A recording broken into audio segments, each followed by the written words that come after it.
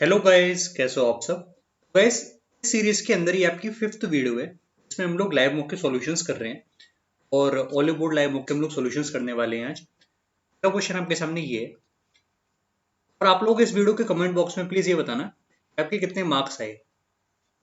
ठीक है, इस लाइव मॉक के अंदर आपके कितने मार्क्स थे ये आप लोग कमेंट बॉक्स में बताना। तो पहला क्वेश्चन आपके सामने ये है, आप लोग इसको ट्राई करिए।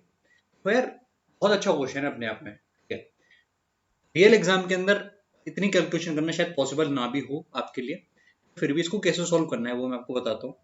तो यहाँ पर आपके पास a+10% of 2 to 5 is 650% more than a% of a+50। तो इसको आप लिखोगे कैसे? इसको आप लिख सकते हो a+10/100 ऑफ 2 to 5।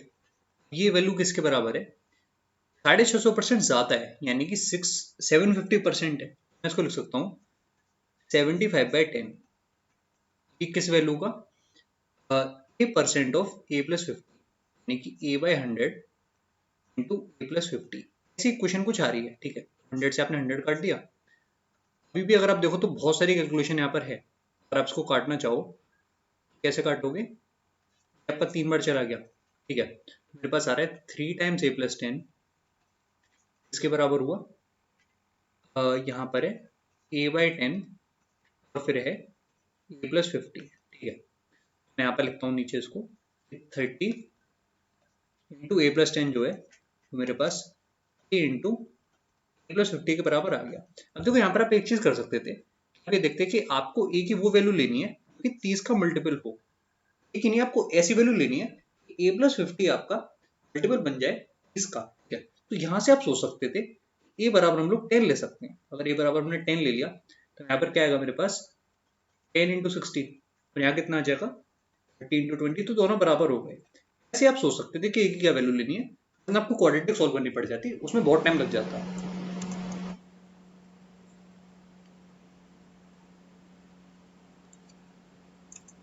ठीक है गाइस, तो मुझे उम्मीद है कि आपको समझ में आया होगा कि हम लोग ए की वैल्यू कैसे निकालेंगे। एक बार ए की वैल्यू निकाली फिर इस क्वेश्चन में कुछ खास है नहीं। आपको 1045% निकाला है a+20 का, तो आप उसको रिवर्स कर सकते हो। आप 30% निकाल लो, 3/10 इंटू 1045, ये आपको सॉल्व करना पड़ेगा, इससे आपका आंसर आ जाएगा। ठीक है, तो कितनी आ रही है मेरे पास ये वैल्यू?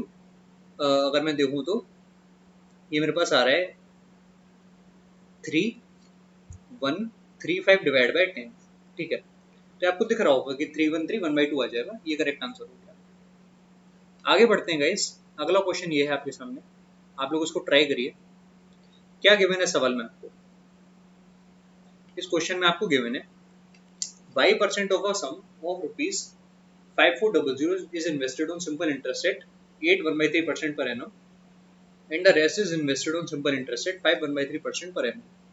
टोटल इंटरेस्ट जो आपको 2 साल और 6 महीने में मिल रहा है वो मेरे पास है 857.7 रुपीज। आपको बतानी है कि वाई की क्या वैल्यू होगी। तो देखो इस बात ऐसी है कि ये क्वेश्चन बहुत कैलकुलेटिव है। ठीक है, सच बता रहा हूँ कि अगर एग्जाम में आपके सामने ये क्वेश्चन आए तो आप लोग प्लीज इसको स्किप कर देना। कोई जरूरत नहीं है इसे क्वेश्चन पेपर के अंदर करने की, बहुत टाइम आपका इसमें वेस्ट हो सकता है।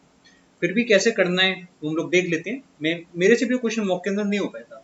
ठीक है, अब देखो कैसे कर सकते हैं इस क्वेश्चन को।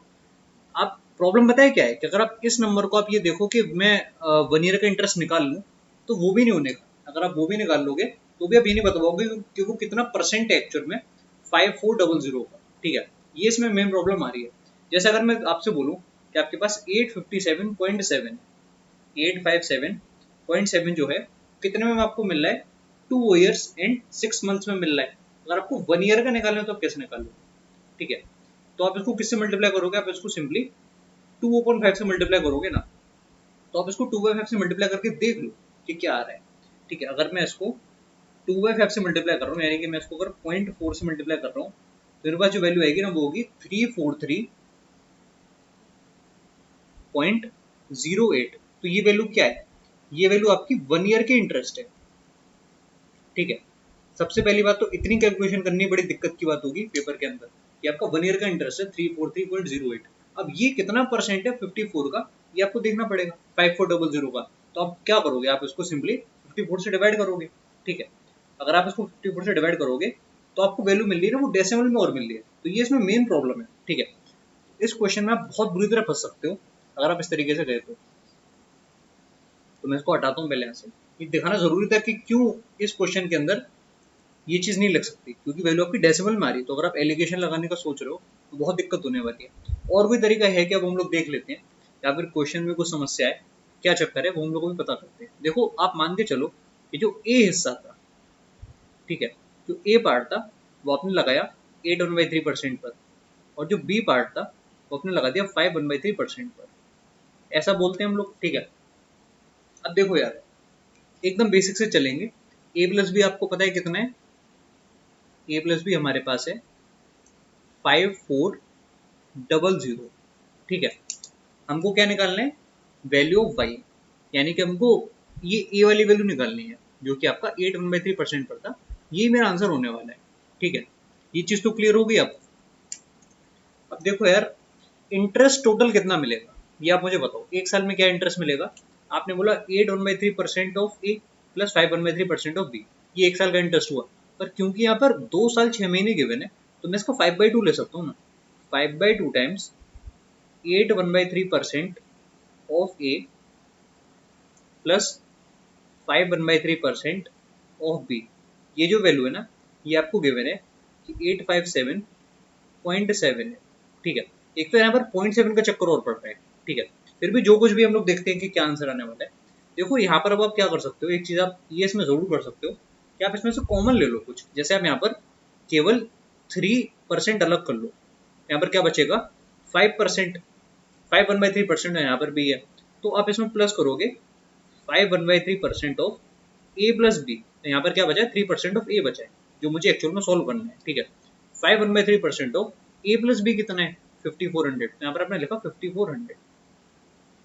इसका जब हम 5/2 ले रहे हैं ना, तो ये बराबर आ रहा है 857.7 के। यहाँ तक सब कुछ ठीक है। अब देखो आगे बढ़ो। आगे हम लोग देख रहे हैं कि 3% ऑफ ए प्लस का, अब ये वैल्यू कितनी होगी? 5 1/3% ऑफ 5400। इसको मैं यहाँ पर सॉल्व करने की कोशिश करता हूँ। यहाँ पर आप देखो तो ये हो जाएगा आपका 16/3%, ठीक है। 16/3% है, 16/300 ऐसे लिख लो, मल्टीप्लाइड विथ 5400, ठीक है। इससे आपने ये काट दिया, यहाँ पर 18 रह गया। 16 × 18 आपके पास आ गया। अब 16 × 18 कितना होता है? 16 × 18 आपके पास हो गया 288, ठीक है। तो प्लस का यहाँ पर आया आपके पास 288। ये वैल्यू किसके बराबर है? ये आप देखो तो 857.7 में से आपको मल्टीप्लाई करना पड़ेगा उसको 2/5 से, ठीक है। मैं इसको मल्टीप्लाई करके देख लेता हूँ कि क्या आ रहा है मेरे पास। और ये सारी कैलकुलेशन पेपर के अंदर करना, मैं फिर से बता रहा हूँ कि बहुत बड़ी बात है, ठीक है। तो मेरे पास क्या है?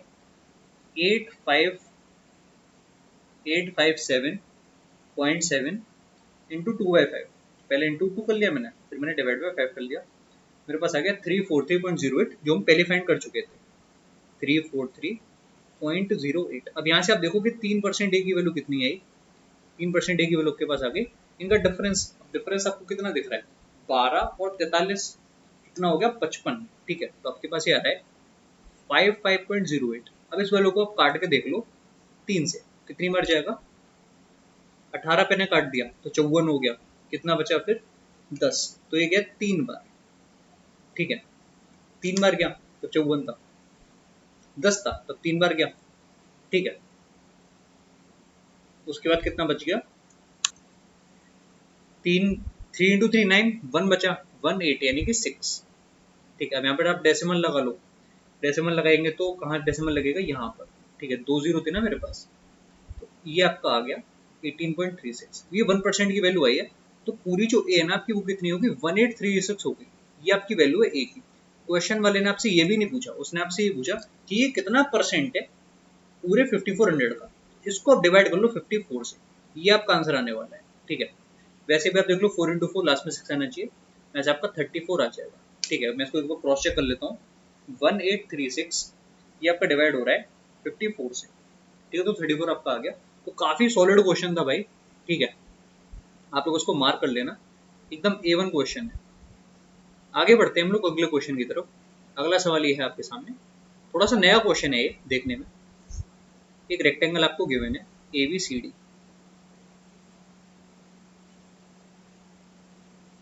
अब देखो क्या क्या गिवन है हमको, पॉइंट P और Q, दो पॉइंट है AB और AD पर। तो पॉइंट P आपका यहाँ पर है और पॉइंट Q आपका यहाँ पर है, ठीक है। क्या गिवन है हमको कि BC अपॉन PC बराबर है CD अपॉन QC के, ठीक है। और दो एंगल हमको गिवन है, आपको एंगल DPC की वैल्यू बतानी है। तो पहले इसको ज्वाइन करो ना, आप इसको ऐसे ज्वाइन करो, DPC एंगल आपको बताना है, तो हमने इसे ज्वाइन कर लिया। अब एक काम करते हैं, BQC भी ज्वाइन कर लो, क्योंकि एंगल BQC हमको दिख रहा है क्वेश्चन में कि गिवन है। तो आपका फिगर हो गया पूरा। जो साइड्स थी वो हमको क्या क्या मिलती कि जो BC अपॉन PC है वो किसके बराबर है, CD अपॉन QC। तो मैं देखता हूँ एक बार, BC अपॉन PC किसके बराबर, CD अपॉन QC। तो मैं इसको ऐसे भी लिख सकता हूँ ना कि BC अपॉन CD जो होगा वो PC अपॉन QC के बराबर होगा, बिल्कुल। अब थोड़ा सही से समझ में आ रहा है कि BC अपॉन CD बराबर PC डिवाइडेड बाय QC। अब इसका मतलब जो अपोजिट एंगल है वो आप इक्वल ले सकते हो, सिमिलरिटी समझ के, ठीक है। मोटा मोटा आइडिया ये है जो मैं कहना चाह रहा हूँ उसका। एंगल BQC क्या गिवन है आपको कि 50 डिग्री है। तो ये एंगल आपको दिख रहा है, मेरे पास कितना है, 50 डिग्री है। तो यार यहाँ से अगर मैं सिमिलरिटी कंसिडर करके चलूँ इन दो ट्राइंगल्स में BCP और CDQ, तो मैं क्या लिख सकता हूँ, ये तो आपका 90 डिग्री है ही इधर वाला, ठीक है। BC के अपोजिट आप देखो कौन सा एंगल है, ये वाला। तो अगर मैं इसको अल्फा मान लूँ, इसको मैं अल्फा मानता हूँ, तो आप यहाँ देखो कि CD के अपोजिट कौन सा एंगल है, ये वाला। तो यार इसको भी अल्फा मानना पड़ेगा, ठीक है। ये चीज़ क्लियर हो गई आपको। आगे बढ़ते हैं, इस एंगल को अगर मैं बीटा मान रहा हूँ, तो ये वाला जो तीसरा एंगल है ना, ये भी आपका बीटा आना चाहिए, सही कह रहा हूँ मैं। देखते हैं क्या होता है। और क्या क्या गिवन है हमको कि एंगल BQC ये 50 है और एंगल PCQ, ठीक है, PCQ। तो ये वाला एंगल आपको 30 डिग्री गिवन है इधर, ये एंगल आपके पास 30 डिग्री है, ठीक है। मुझे निकालना है एंगल DPC। आगे इस क्वेश्चन में हम लोग क्या कर सकते हैं, अब गाइस हम लोग अल्फा और बीटा की वैल्यू निकाल सकते हैं, सही कह रहा हूँ मैं। तो क्या क्या वैल्यू आएगी देखो, यहाँ पर 2 टाइम्स बीटा 60, तो बीटा आपका आ गया 30 डिग्री। अल्फा की तरफ ध्यान दो, यहाँ पर एक 30 90, तो अल्फा आपका 60 हुआ, ठीक है, बहुत बढ़िया। इसका मतलब ये जो एंगल आपका है ना इधर, ये आपका 60 डिग्री आ गया, ये आपका 60 डिग्री है।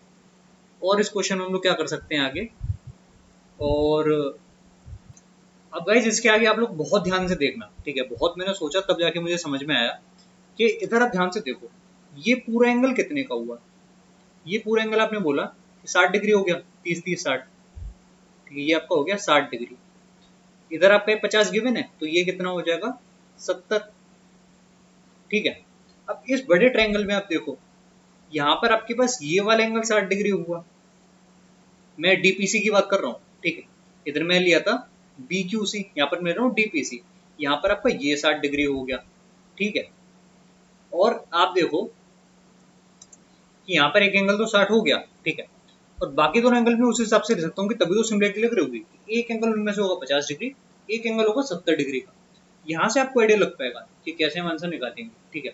तो हो क्या रहा है यहाँ पर कि आपके पास ये एंगल आ गया 60 डिग्री, इधर जो मैंने आपको दिखाया, ये वाला जो एंगल जो आपका होगा ये आएगा 50 डिग्री, ठीक है, और ये वाला एंगल आपका आ जाएगा 70 डिग्री, ठीक है। कंफर्म कर लो अब, 50 60 110 110 और 70 आपका 180 हो गया। तो देख रहे हो कि क्वेश्चन बहुत ही फंसा सा दिया इन लोगों ने ये सिमिलरिटी वाला देकर, और इसमें मैं काफी कंफ्यूज हूँ कि एग्जैक्टली कैसी लगेगा, ठीक है। सॉल्यूशन जो उन लोगों ने दिया वो भी कुछ ज्यादा क्लियर है नहीं, पर फिर भी मेरे अकॉर्डिंग ऐसे उस क्वेश्चन को हम लोग सॉल्व कर सकते हैं सिमिलरिटी लगाकर। अब सिमिलरिटी दिखेगी कब, जब आप कुछ एंगल खुद से फाइंड आउट करोगे, जैसे अल्फा बीटा मैंने जो निकाला वो आप डायरेक्टली निकाल सकते हो, ठीक है। आगे बढ़ते हैं गाइस अगले क्वेश्चन की तरफ। अगला सवाल ये है आपके सामने, ट्राई करिए इस क्वेश्चन को, काफी आसान क्वेश्चन है। देखो यहाँ पर A square plus B square plus C square अगर आपका जीरो है तो तभी हो सकता है जब ए बी सी तीनों जीरो हो, यानी कि ए प्लस टू बी बराबर आ गया सी के, ठीक है। इसके बाद आप देखो कि ए प्लस सी बराबर आ गया 8 टाइम्स बी के, इसी तरीके से b प्लस सी बराबर आ गया 2 टाइम्स a के, ठीक है। यहाँ से हमको कुछ ना कुछ रिलेशन निकालना पड़ेगा, तभी ये क्वेश्चन आगे सॉल्व होने का है, ठीक है।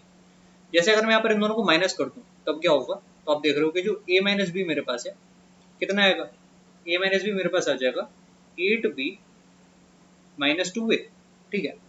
यहाँ से मेरे पास आ गया कि जो 3a है वो 9b के बराबर है, ठीक है। तो इसका मतलब ये हुआ कि अगर a की वैल्यू को मैं 3 मान रहा हूँ तो b की वैल्यू मुझे 1 माननी पड़ेगी। तो यहाँ से c की क्या वैल्यू आ जाएगी, c की वैल्यू आपके पास आ जाएगी 3 प्लस 2, ठीक है। सिंपल सी बात है, 3 प्लस 2 यानी कि 5। अब आप इन वैल्यू को आप लोग पुट करके देख सकते हो कि आंसर आ भी रहा है कि नहीं आ रहा है, ठीक है। मेरे पास क्या है, ए सी अपॉन बी स्क्वायर, तो ए का मतलब 3 हुआ, 3 इंटू सी यानी कि 5 डिवाइड बाई बी स्क्वायर, 1 का स्क्वायर तो 1 ही होता है। इसमें से हम लोग क्या कर रहे हैं, -1। तो गाइस यहाँ से x की वैल्यू हमारे पास क्या आ रही है देख लेते हैं। x की वैल्यू हमारे पास आ रही है 15 -1 यानी कि 14। अब अगर अंडर रूट 14 निकालना है तो अंडर रूट 14 यही होना चाहिए, ठीक है। 4 तो वहाँ पर नहीं आएगा। फिर भी जो कुछ भी हो आप लोग मेरे को बताना, ठीक है। कुछ लोगों ने बोला भी था कि ये क्वेश्चन शायद रॉन्ग है, हो सकता है कि रॉन्ग भी हो, या फिर हो सकता है मैंने कोई गलती करी हो, या फिर ये भी हो सकता है कि यहाँ पर -1 की जगह +1 एक्चुअल में क्वेश्चन में दिया गया हो, या फिर उन लोग को देना चाहिए था कि आपका रूट 16 आपका 4 आ जाता है, ठीक है। तो मेरे अकॉर्डिंग तो यही होगा कि यहाँ पर -1 की जगह +1 होना चाहिए मेरे अकॉर्डिंग, तब जाके हमारा आंसर शायद 4 आना चाहिए, ठीक है। बाकी वैल्यू तो सब सेटिस्फाई कर ही रही है। सी की वैल्यू अगर 5 डालोगे तो यहाँ पर आप देख लो कि 3 और 2 5, बिल्कुल। a प्लस सी 8b यानी कि 3 और 5 8, बिल्कुल 8 के बराबर है। b प्लस सी बराबर 2 है, b प्लस सी तो 5 और 1 6, 3 इंटू 2 6, बिल्कुल वैल्यूज आपकी एकदम परफेक्ट है, ये वैल्यू आप ले सकते हो, ठीक है गाइस। तो आगे बढ़ते हैं अगले क्वेश्चन की तरफ। देखिए ये क्वेश्चन बहुत अच्छा था, सही मायने में बहुत ही शानदार क्वेश्चन था ये। तो मेन प्रॉब्लम इस क्वेश्चन में पता है क्या है, मेन प्रॉब्लम ये है कि आप इसमें रेशो निकालोगे तो उसमें बहुत टाइम लगेगा, ठीक है। और वो ये क्वेश्चन आपसे करवाना चाहता है। इन्वेस्टमेंट आपको टोटल उसने दे दिया कि 5534 बनता, ठीक है। फिर उसने बोला कि at the end of year जो प्रॉफिट हो रहा है उसने टोटल बता दिया। तो यहाँ से आपको ये पता करना पड़ेगा कि क्या क्या इन्वेस्टमेंट का रेशो था। तो बेसिकली क्वेश्चन आपसे ये चाह रहा है कि आप 2355 रेशो 3532.5 रेशो 4239 को एकदम सिंपल फॉर्म में लाके देखो, ठीक है। तो बहुत ही चैलेंजिंग बात है अपने आप में। तो देखो यहाँ पर हम लोग क्या कर सकते हैं, इवेल्युएट करते हैं हम लोग अपने ऑप्शंस को, तो हमको पता चलेगा। यहाँ पर हम लोग 5 से तो काट नहीं सकते क्योंकि यहाँ पर 5 नहीं है। मेन प्रॉब्लम तो ये है ना कि यहाँ पर 5 नहीं है। 3 सब में है तो आप 3 से काट सकते हो पहले स्टार्ट करने के लिए क्वेश्चन को। तो पहले 3 से काट के देखते हैं यार कि एक्चुअल में होता क्या है, ठीक है। 7 फिर बचा 25 तो 8, ठीक है। फिर आया 5, यहाँ पर काटो 3 से तो मेरे पास आया 11, 33 हो गया, 23 यानी कि 7, फिर 22 यानी कि फिर से 7, फिर मेरे पास आ गया 5। तो ये वैल्यू यहाँ पर है, क्लियर है। आगे बढ़ते हैं, यहाँ पर 3 से काटने पर क्या होगा, 1413।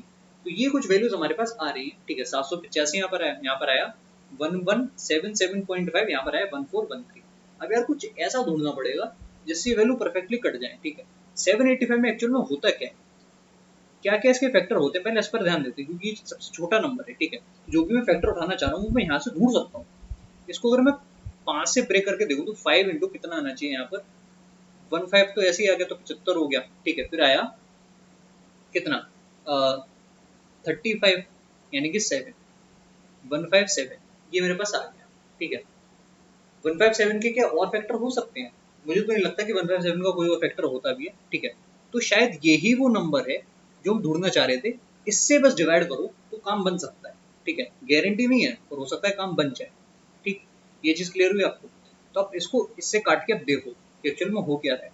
157 को 1175 को आप 77.5 सॉरी, इसको आप 157 से पहले काटना चाहोगे तो आप कितनी बार मल्टीप्लाई करोगे ये आप मुझे बताओ। क्या हम लोग 8 बार जाएंगे, नहीं 8 बार तो ज्यादा हो जाएगा, हमको 7 बार जाना पड़ेगा, ठीक है। तो यहाँ पर पहले 7 आया, क्या वैल्यू आई मेरे पास 157 इंटू 7। मैं एक बार इसको चेक कर लेता हूँ। 157 इंटू 7 तो मेरे पास आया 1099, ठीक है। इसमें से अगर हम लोग 1177 माइनस करके देखो तो 78 785 आ गया, यानी कि 5 बार चला जाएगा। ठीक है, तो यहाँ पर मेरे पास 7.5 आया। ये चीज़ आपको समझ में आई कि मैंने 7.5 कैसे निकाला। जब मैंने इससे काटा तो यहाँ पर तो 5 रह गया। अब आप 1413 को 157 से काटो, मेरे पास है 1413, इसको मैं डिवाइड कर रहा हूँ 157 से, तो मेरे पास आ गया 9। तो यहाँ से आप देख रहे हो कि यहाँ से आपको रेशियो मिल रहा है। अब ये वैल्यू आपके दिमाग में वैसे तो डायरेक्ट नहीं आएगी कि हम कैसे काटेंगे। अब आप खुद ही देखिए कि एक्चुअल में एग्जाम के अंदर ही सोचना कितना मुश्किल होता, पर जब आप इसके फैक्टर करके देखोगे तब आपको समझ में आएगा कि इससे ही काटना पड़ेगा, तब जाके वैल्यू कट पाएंगे। ठीक है, अब मेरे पास रेशियो आ गया 10, 15 और 2 से मल्टीप्लाई करो 18। ये मेरे पास रेशियो आ गया। बस क्वेश्चन में अब कुछ नहीं बचा है, अब आप इसको सॉल्व कर ले जाओगे, मुझे पूरी उम्मीद है। ठीक है, मेन प्रॉब्लम यही है कि ये रेशियो कैसे निकलेगा जल्दी। ठीक है, मेरे से भी क्वेश्चन नहीं हो पाया था, आप लोग बिल्कुल डरो मत। ठीक है, 10, 15, 18 ये मेरे पास वैल्यू आ गई।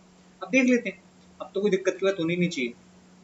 ये जो समेशन है कितना है 33, 43, तो 43 की वैल्यू आपको गिवन थी 5, 5, 3, 4, 1। ठीक है, क्या निकालना था मुझे निकालना था कि सुमन और दिव्या, यानी कि यहाँ पर 8 की वैल्यू मुझे निकालनी थी। ठीक है, तो क्या वैल्यू आनी चाहिए। अब देखो यहाँ पर आप देख रहे हो कि 3 और 1 आ रहा है, तो यानी कि यूनिट डिजिट में 7 रहा होगा। 7 इंटू 8 आप करोगे तो लास्ट में 6 आना चाहिए था यूनिट डिजिट में। ये आपका आंसर हो गया, लास्ट में 6 आपको ढूंढना है, केवल यहीं पर है और कहीं है ही नहीं। आगे बढ़ते हैं अगले क्वेश्चन की तरफ। अगला सवाल ये है आपके सामने, बहुत ही आसान क्वेश्चन है ये, देखने में केवल टफ लग रहा था पर आसान क्वेश्चन है। इसमें आपको गिवन है कि डीई मेरा डायमीटर है, तुरंत मैंने लिखा कि ये 90 डिग्री हो गया। ठीक है, एंगल एमडीई ये मेरे पास आ रहा है 30 डिग्री। ठीक है, तो ये एंगल कितना होना चाहिए, ये एंगल आपका हो गया 60 डिग्री। सिंपल सी बात है। ये वाला एंगल कितने का हुआ, ये आपका हो गया 120 डिग्री। एकदम सिंपल बात है। ठीक है, आगे देखो, अब ऑल्टरनेट सेगमेंट थ्योरम से आपको क्या समझ में आ रहा है। ऑल्टरनेट सेगमेंट थ्योरम से मैं ये कह सकता हूँ यार कि इधर जो ये एंगल है ना, ये 30 होना चाहिए। अगर गाइस ये 30 है, ये 120 है, तो ये वापस आपके पास 30 आ गया। अब 30 के अपोजिट जो दोनों साइड है वो दोनों भी बराबर होंगे, इसीलिए ये ऑप्शन आपका करेक्ट हो गया। आगे बढ़ते हैं, अगला क्वेश्चन ये है आपके सामने, और ये भी अच्छा क्वेश्चन था अपने आप में। ठीक है, कंपेयर टू डिवाइड इंटू इसमें लगाना था। कंपेयर टू डिवाइड इंटू लगाएंगे तो ऊपर क्या आएगा, सबसे पहले 2 टाइम्स सेक, न्यूमरेटर प्लस डिनोमिनेटर का, तो 2 टाइम्स सेक आया। फिर हमने करा न्यूमरेटर माइनस डिनोमिनेटर, तो आया 210 स्क्वायर। ये वैल्यू एक्चुअल में है 19, 5, 24 डिवाइड बाई 19 माइनस 5 यानी कि 14। इसको मैं लिख सकता हूँ 12/7। ठीक है, 2 से 2 तो कट ही जाएगा, सेक का मतलब 1/cos ए, और यहाँ पर क्या है साइन स्क्वायर ए अपॉन कॉस स्क्वायर ए। ठीक है, तो क्या बचेगा मेरे पास, एक कॉस ऊपर आ जाएगा, तो यहाँ पर बचेगा साइन स्क्वायर ए, ये बराबर है एक्चुअल में 12/7 के। अब देखो 12/7 कैसे आ सकता है, ये थोड़ा सा हमको सोचना पड़ेगा यार। ठीक है, साइन स्क्वायर है 7, तो कुछ हिसाब बैठ नहीं रहा, यानी कि साइन ए की वैल्यू क्या √7 के टर्म्स में आ सकती है, ये आपको देखना पड़ेगा। वो कह रहा है यहाँ पर कि साइन ए की जो वैल्यू है ना √7 डिवाइडेड बाई जो भी हाइपोटेनस रहा हो वो होनी चाहिए। ये तो क्लियर हुआ। अब देखो कॉस ए, यहाँ पर क्या बचा है, कॉस ए बचा हुआ है, तो कॉस ए इंटू हाइपोटेनस आपका किसके बराबर है, 12 के बराबर है। तो यार देखो 12 में क्या होता है, 3 और 4 होता है, तो 3 इंटू 4 मुझे करना है। इसका मतलब यार ये हो सकता है कि जो कॉस ए मेरा है ना वो 3/4 आ रहा हो, तभी तो मेरा साइन ए आपका √7/4 आएगा। तो बस यही इतना ही आपको इस क्वेश्चन में सोचना था। ठीक है, पूरा सॉल्व करने की जरूरत नहीं थी, अगर आप क्वाड्रेटिक बनाओगे तो बहुत टाइम लगेगा, कोई सेंस नहीं है उसका। अब ये आप सॉल्व करके देख लो, और अगर आपको ये भी समझ में ना आ रहा होता तो ऑप्शन से उठा लेते। अब ऑप्शन से देखते कि कौन सी वैल्यू ऐसी लें कि हमारी ये क्वेश्चन करेक्ट हो जाए। ठीक है, ये चीज आपको क्लियर हुई। तो यहाँ पर आपके पास दोनों वैल्यू आ चुकी है, cos a की वैल्यू 3/4, sin a की वैल्यू √7/4। माइनस कर दो, sin a minus cos a यानी कि √7 माइनस 3 डिवाइड बाई 4, ये करेक्ट आंसर हो गया। ठीक है, तो बहुत ही अच्छा मेथड है इस क्वेश्चन को करने का जो मैंने आपको ये बताया है। आगे बढ़ते हैं हम लोग अगले क्वेश्चन की तरफ। अगला सवाल आपकी स्क्रीन पर ये रहा, और यार इसका भी मैं आपको एक अच्छा मेथड बताऊंगा। ठीक है, ये मुझे बहुत बाद में समझ में आया, जब मैं वीडियो बना रहा था तब मुझे समझ में आया कि कितना अच्छा मेथड है इस क्वेश्चन को करने का। देखो अभी आपको शायद लग रहा हो कि आप बेसिक से कर दोगे, ठीक है, पर एग्जाम के अंदर आप बेसिक लगाना आपके दिमाग में बिल्कुल नहीं आएगा ऐसे क्वेश्चन के अंदर। ठीक है, हो सकता है कि बहुत समय भी लग जाए, हालांकि इतना कोई डिफिकल्ट है भी नहीं, क्योंकि आपको पता है 1 + cos 2 थीटा क्या होता है, 2 cos स्क्वायर थीटा होगा। ठीक है, और 1 - cos 2 थीटा क्या होता है, 2 sin स्क्वायर थीटा। उस हिसाब से आप इस क्वेश्चन को कर सकते हो, बिल्कुल मना नहीं कर रहा हूँ। पर यार एक चीज ये भी है ना कि आप वैल्यू पुटिंग से कैसे करोगे। अगर मैं आपको चैलेंज दे दूं कि आपको एक क्वेश्चन वैल्यू पुटिंग से ही करना है, तब क्या वैल्यू पुट हमको करनी चाहिए कि हमारा आंसर जल्दी आ सके। ठीक है, तो यहाँ पर एक सुझाव है जो मैं आपको देना चाहता हूँ। जरूरी नहीं है कि वो सही हो ना हो, मैं खुद पहली बार ट्राई कर रहा हूँ। ठीक है, अगर वो नहीं हुआ तो फिर मैं आपको बेसिक से बता दूंगा। देखो मैं क्या कर रहा हूँ यहाँ पर कि मैं cos 2 थीटा को 4/5 पुट करने की सोच रहा हूँ, और मैं sin 2 थीटा को 3/5 पुट करने की सोच रहा हूँ। ठीक है, पता नहीं कि होगा कि नहीं होगा, फिर भी ट्राई करते हैं। अब यहाँ पर क्या आएगा, ध्यान से देखते हैं। अंडर रूट में देखो 1 की जगह आप क्या लिख दो, 5 लिख दो। ठीक है, तो 5 + 4 ऐसे लिख सकते हैं। डिनोमिनेटर को 1/5 मैंने पहले हटा दी। ठीक है, यहाँ पर आपके पास क्या आएगा, 5 - 4। एक तो ये हुआ। ठीक है, अब यहाँ पर इसका जस्ट रिवर्स है, तो मैंने लिखा 5 - 4 डिवाइड बाय 5 + 4 डिवाइडेड बाय, यहाँ पर भी 2 थीटा वाले टर्म्स हैं तो कोई दिक्कत नहीं होनी चाहिए हमको। अंडर रूट में 1 - sin 2 थीटा, ये आपके पास वैल्यू कितनी है, बहुत ध्यान से सोचना। देखो यहाँ पर आपके पास आया 5 - 3 डिवाइड बाय, यहाँ पर आ गया 5 + 3 plus under root 5 + 3 divide by 5 - 3। अब आप खुद ही देखो सारी वैल्यू एक्चुअल में सिंप्लीफाई हो भी रही है। ठीक है, ये आपके पास √9 यानी कि 3 आया, ये आपके पास आ गया 1/3 डिवाइड कर लो। ये मुझे दिख रहा है कि 2/8 यानी कि 1/4, रूट में 1/4 यानी कि 1/2 रह गया। ठीक है, यहाँ पर आ गया 1/2, और यहाँ पर क्या मेरे पास सिंपली 2 है। ठीक है, क्लियर हुआ आपको? तो आप सॉल्व कर लो। 3 + 1/3 कितना हो गया, 10/3 डिवाइड बाय, यहाँ पर मेरे पास है 5/2, तो ये कितनी बार चला गया, ये 2 बच गया। ठीक है, तो मेरे पास आंसर आ गया 4/3। अब आप बताओ 4/3 कहाँ पर आएगा? सिंपल सी बात है, cos 2 theta divide by sin 2 theta में 4/3 आएगा, यानी कि cot 2 थीटा आपका आंसर हो गया। तो बहुत ही शानदार मेथड है यार इस क्वेश्चन को करने का, ये वाला। ठीक है, देखने में आपको शायद मुश्किल लग रहा हो, पर सही बात मानिए मेरी, ऐसे करोगे तो क्वेश्चन जल्दी हो भी जाएगा। ठीक है, आगे बढ़ते हैं। अगला सवाल ये है आपके सामने, और इस क्वेश्चन में काफी लोगों को प्रॉब्लम हुई थी, मुझे भी हुई थी। देखो एक हमारे पास सर्कल है जिसका सेंटर हो, बहुत ही बेकार सर्कल बना है, ये थोड़ा अच्छा बना है। अरे अब ठीक है, उसको मान लो, या फिर एक और बना लो। अब ठीक है, एम एन हमारे पास डायमीटर है, तो ये मेरा डायमीटर हो गया एम एन। अब क्या गिवन है, सेंटर ओ है, अच्छी बात है। कॉर्ड एम एल और एन पी हमने प्रोड्यूस करी है, जो एक्सटर्नल पॉइंट आर पर मीट कर रहे हैं, तो ऐसे हम बनाते हैं। ये एम एल, ये हमारा एन पी प्रोड्यूस करा तो कहाँ पर मीट करे, इस पॉइंट पर, जो कि आपका पॉइंट आर, ये पॉइंट आपका पी था, ये पॉइंट आपका एल था। क्या क्या गिवन था हमको, कि एंगल पी ओ एन, ये वैल्यू आपको गिवन है कि मेरे पास 36 डिग्री है। आपको बताना है कि एंगल एम आर एन, यानी कि ये एंगल कितना होगा। अब यार बहुत ध्यान से आप लोग समझना कि मैं इस क्वेश्चन में बहुत सारे अजम्पशन करने वाला हूँ अपने मन से। ठीक है, क्योंकि उन पे कोई रेस्ट्रिक्शन नहीं है, कोई रेस्ट्रिक्शन तो है नहीं कि क्या वैल्यू मैं ले सकता हूँ, क्या वैल्यू नहीं ले सकता। मैं इसको भी 36 मानने वाला हूँ, क्योंकि ऐसा गिवन तो है नहीं कि 36 नहीं है। मैं ये मान लेता हूँ ना कि जो एम पी मेरा है वही एम एल है। अगर एम एल एक्चुअल में एनपी के बराबर होता तो 36 से आना चाहिए था ना। तो मैं मान के चल रहा हूँ कि एम एल बराबर एनपी। ठीक है, ये मैंने अपने मन से मान लिया। ये 36, ये भी 36। तो अब मुझे ये बताओ कि ये एंगल कितना हो।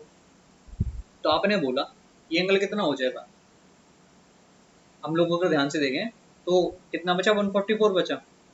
ठीक है, 144 को हमने डिवाइड करा 2 से, तो ये एंगल मेरे पास आ गया 72 डिग्री।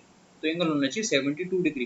ठीक है, क्योंकि अगर आपको पता है कि ये मेरे पास रेडियस है, इसके अपोजिट अगर एक एंगल अल्फा है तो उसके अपोजिट भी दूसरा एंगल अल्फा ही होगा। ठीक है, तो ये 72 आ गया, और ये एंगल भी आपका 72 आ गया। पर यार अभी प्रॉब्लम हो रही है। प्रॉब्लम क्या हो रही है, इस ट्रायंगल में भी सेम होने वाला है, ये भी आपको 72 आ जाएगा। 72 72 आपने जोड़ा तो हो गया 144। उस हिसाब से तो ये एंगल आपका कितना आना चाहिए था, उस हिसाब से यार ये एंगल आपका आना चाहिए था 36 डिग्री। पर ऐसा आंसर में है नहीं, आंसर में तो आपको 36 डिग्री नहीं गिवन। तो यहाँ पर क्या गड़बड़ हुई। ठीक है, ये थोड़ा सोचना पड़ेगा कि कहाँ हमसे मिस्टेक हो रही है। ठीक है, तो देखो गाइस इस क्वेश्चन में चक्कर पता है क्या है, चक्कर ये है कि क्वेश्चन इनकम्प्लीट है। यहाँ पर इन लोगों ने आपको ये नहीं बताया कि जो हमारे पास लाइन है ना ओपी, वो एम एन एम आर के पैरेलल है। ठीक है, जो सॉल्यूशन में देख रहा हूँ उसमें यहाँ पर इन लोगों ने दे दिया कि एम आर पैरेलल ओपी। ठीक है, ये चीज हालांकि क्वेश्चन में नहीं गिवन थी, नॉट गिवन। मैं लिख देता हूँ यहाँ पर ये अगर क्वेश्चन में दी गई होती तो आराम से हो जाता, क्योंकि ये एंगल हमारा आ गया 72 डिग्री जैसे हमने निकाला था, ये भी आपका पैरेलल साइड्स के हिसाब से 72 आ जाता, जो कि आंसर होता। ठीक है, पर अगर आपको ये चीज़ नहीं गिवन है तो फिर आप अगर इनको मानते इक्वल तो ये 72 डिग्री आता, फिर आपका 36 डिग्री आता। ठीक है, तो क्वेश्चन आपका इनकम्प्लीट था, पूरी डेटा आपको नहीं गिवन थी, इसीलिए शायद आपसे क्वेश्चन ना हो पाया हो। ठीक है, तो डरने की बात नहीं है, मैं भी बहुत सोच रहा था कि क्वेश्चन मेरे से क्यों नहीं हो पा रहा है, पर अब समझ में आ रहा है कि पूरा डेटा इसमें नहीं गिवन था। ठीक है, MR पैरेलल OP, ये चीज़ इनको देनी चाहिए थी। आगे बढ़ते हैं गाइस अगले क्वेश्चन की तरफ हम लोग। अगला सवाल ये है आपके सामने, अच्छा क्वेश्चन था काफी। देखो यहाँ पर क्या पता चल रहा है हमको कि x प्लस 3/x बराबर आ जाएगा 7 के। अब देखो ये जो एक्सप्रेशन है ना, इसको अगर आप डिवाइड कर लो वो एक्स स्क्वायर से, तब क्या आएगा मेरे पास, एक्स स्क्वायर प्लस 9/x², तो यहाँ पर है -1 डिवाइडेड बाय, यहाँ पर क्या आ जाएगा मेरे पास, x³ प्लस 27/x³। तो ये वैल्यू आप निकाल सकते हो, कोई दिक्कत आपको होनी नहीं चाहिए इसमें। ठीक है, यहाँ पर आप स्क्वायर कर लो, तो x² प्लस 9/x² प्लस 6 बराबर आ गया 49 के। तो ये वैल्यू कितनी आ गई, 43 आ गई। ठीक है, ये वाली वैल्यू आपकी 43 आ गई। तो मेरे पास क्या है, 43 -1, उसको हम लोग डिवाइड कर रहे हैं किससे, x³ प्लस 27/x³ से। अब अगर आपको ये पता तो क्या आप क्यूब बता सकते हो, x³ प्लस 1/x³ पता है क्या होगा, 7 × 7² माइनस 3 टाइम्स द प्रोडक्ट। ठीक है, 3 टाइम्स प्रोडक्ट आपके पास आ रहा है 1 × 3 यानी कि 3। क्लियर हुआ आपको, 7 × ये वैल्यू कितनी आ गई मेरे पास, 49 -9 यानी कि 40 हो गया। तो यहाँ पर मेरे पास आ रहा है 7 × 40। ठीक है, तो मेरे पास यहाँ पर आ गया 42 डिवाइड बाय 7 × 40। तो मैं चेक कर लेता हूँ एक बार, 7 × 40 आपका चला गया 6 बार। ठीक है, 2 से काटो तो 3/20 मेरे पास आया, तो कितना आंसर है, 0.15। तो काफ़ी शानदार क्वेश्चन था ये भी अपने आप में। आगे बढ़ते हैं हम लोग अगले क्वेश्चन की तरफ। ये आज का लास्ट क्वेश्चन है आपका, ट्राई करिए इस क्वेश्चन को आप लोग। देखो क्या गिवन हमको इस क्वेश्चन में, एक वेसल में 50 लीटर मिक्सचर था, मिल्क और वाटर का, जिसमें से हमने 20% मिक्सचर को बाहर लिया और 12 लीटर वाटर को हमने पोर कर दिया वेसल के अंदर। अब जो मिक्सचर हमारे पास है उसका 40% हमने लिया, उसमें जो वाटर की क्वांटिटी वो 8 लीटर है। तो आपको ये बताना है कि स्टार्टिंग में मिल्क और वाटर का क्या रेशियो था। तो अच्छा क्वेश्चन है काफी। देखो लास्ट में उसने क्या बोला है आपको कि वाटर हमारे पास 8 लीटर है, तो मैं क्वेश्चन में वाटर को ही कंसिडर करूंगा। ठीक है, मैं मान के चलूंगा कि वाटर क्या क्या है। ठीक है, अब देखो पहले हमारे पास कितना वाटर है, एक वेसल में अगर आपके पास 50 लीटर मिल्क और वाटर था जिसमें से आपने 20% निकाल लिया, ठीक है, और 12 लीटर वाटर को आपने किस में डाल दिया, वेसल में। ठीक है, तो देखो वेसल में कितना बचा, अगर आपने 20% मिक्सचर निकाल लिया, ठीक है, तो आप कह सकते हो कि 80% मिक्सचर आपके पास बचा। मैं कुछ गलत तो नहीं कह रहा। ठीक है, 80% मिक्सचर आपके पास बचा हुआ है वेसल के अंदर। तो वेसल में हम कह सकते हैं कि जो भी वाटर की क्वांटिटी है x, उसका केवल 80% अब बचा हुआ है, यानी कि 4/5।